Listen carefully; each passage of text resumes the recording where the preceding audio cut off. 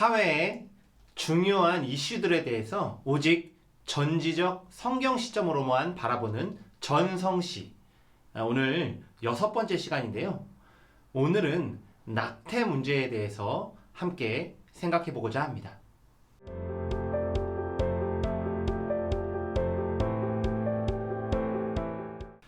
먼저 현재 우리나라는 낙태에 대해 어떤 법이 제정되었는지, 또 이런 법이 제정된 주요 이유는 무엇인지 알아보고자 합니다.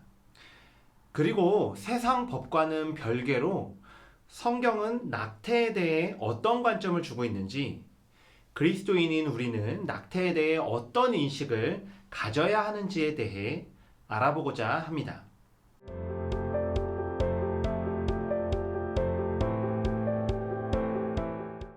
네. 2021년 1월 1일 이후로 한국에서도 낙태죄가 폐지되었는데요.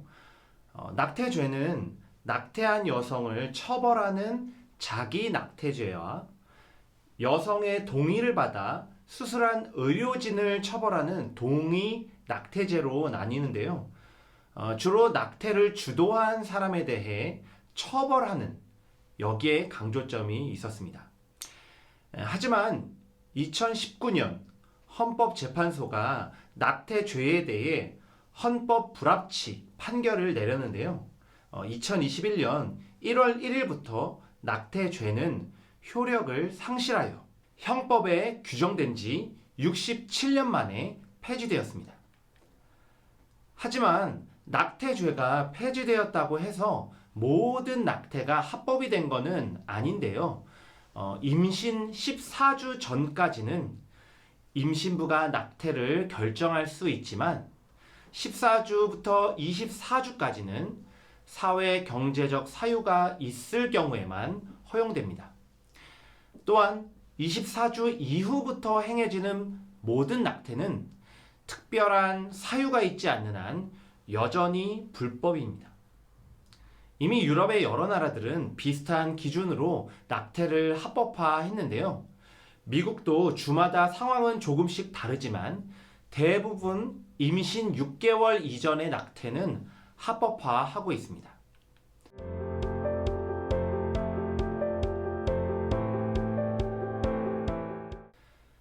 아마도 낙태 자체를 안 하는 것이 좋다라는 의견에 반대하는 사람은 없을 것입니다. 또 낙태가 도덕적으로 옳다라고 생각하는 사람도 거의 없을 것이죠. 하지만 쟁점은 임신한 여성의 자유가 우선될 것이냐, 아니면 태아 생명의 존중이 우선될 것이냐입니다. 전통적으로 낙태를 반대해온 사람들은 태아 생명 존중의 가치에 우선을 두었습니다. 비록 미미해 보일지라도 뱃속의 태아 역시 하나의 생명이기에 낙태는 살인이라는 거죠. 반면에 낙태를 합법화하자는 사람들은 임신한 여성의 자유의 가치를 우선하고 있습니다. 여성이 원하지 않는 임신일 경우 아이를 낳지 않을 자유를 주어야 한다는 것이죠. 낙태죄를 폐지한 대부분의 나라들이 임신 14주 전까지는 임신부가 낙태를 결정할 자유를 주고 있습니다. 그렇다면 임신 14주 전까지는 태아를 독립된 생명으로 보지 않는 생물학적 근거가 있을까요? 현대의 생명과학이나 산부인과 의사들 모두 단호하게 아니다 라고 대답합니다. 태아의 심장 박동은 18일이면 시작되고요. 2개월 후에는 모든 신체 기관이 생겨나고 기능합니다. 그러면 14주라는 기준은 어디에 근거를 두고 있는 것일까요?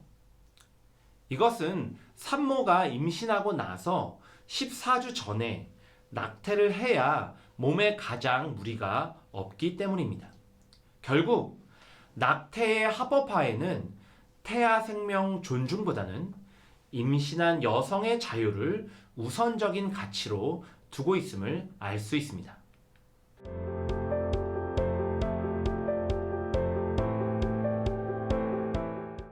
성경은 태아의 생명을 하나님이 만드셨다고 말씀합니다.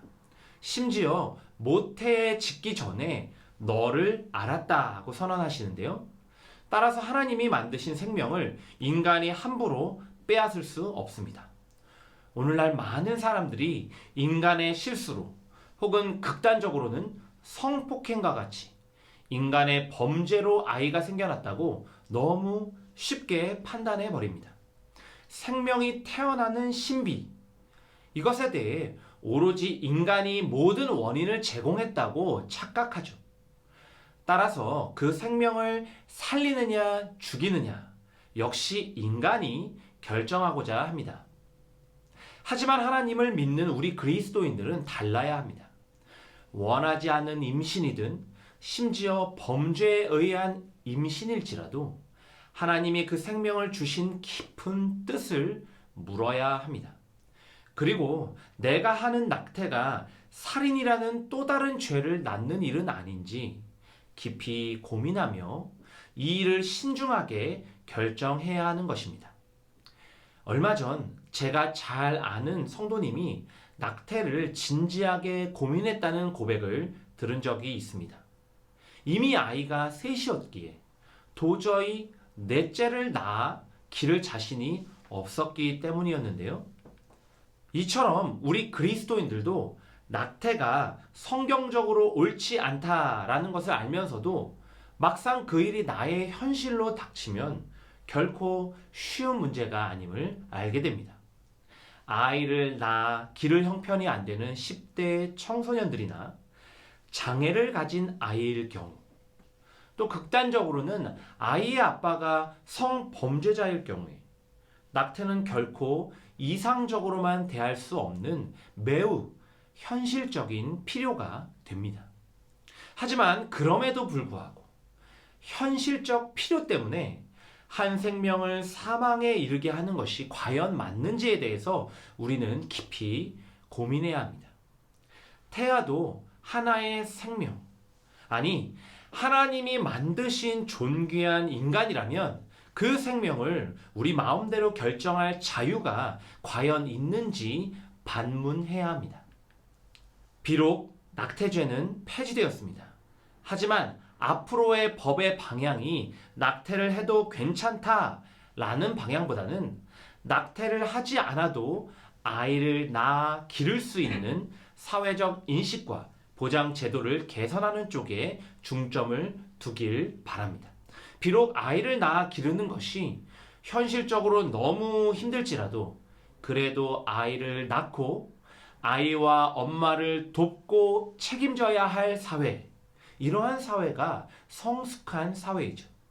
반대로 현실적인 이유로 자꾸만 한 생명을 더 쉽게 죽음으로 내모는 사회는 결코 윤리적으로 성숙한 사회는 아닙니다. 전지적 성경 시점 6번째 시간으로 낙태에 대해 함께 고민해 보았는데요. 그렇다면 오늘 전성시의 결론은 바로 이것입니다.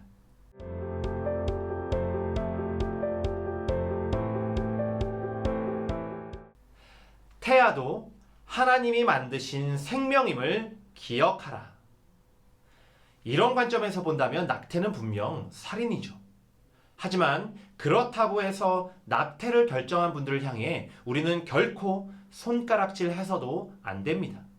오히려 교회는 어려움에 처한 임신부들이 용기를 내어 아이를 낳고 기를 수 있도록 격려하고 돕는 일에 더욱 앞장서야 할 것입니다. 때로는 세상이 성경적 가치와 거꾸로 갈지라도 우리 정륜교회 성도님들은 오직 성경적 관점으로 살아가시길 간절히 소망합니다. 그럼 오늘도 예쁜 하루